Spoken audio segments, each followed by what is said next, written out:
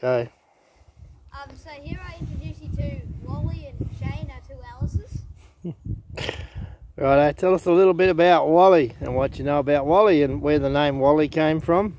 So Wally, my great-grandfather bought bought this Alice, his name is Wally, bought this Alice brand new in 1950. Then later on in 1952, when they started making the hydraulic ones, he retrofitted it with hydraulic rams that makes the ripper go up and down.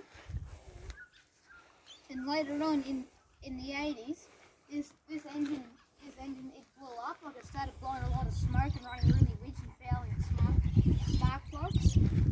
So then it sat in the shed because we couldn't find any engine parts for it, like no one would rebuild the engine. So the engine got scrapped.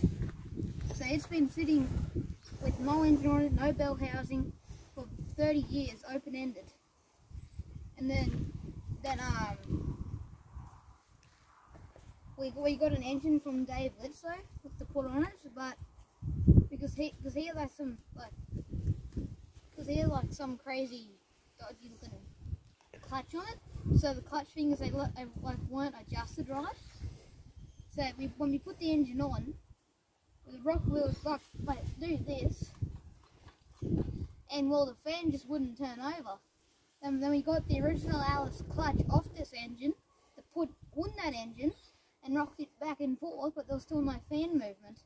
And like probably 4 months later, we ordered a clutch and a pressure plate, a disc, a gearbox boot for this one and that one, and a spare sediment bowl. And well, as soon as we put the engine on in that new clutch, that fan just started moving, and hallelujah. It was a wonderful sight.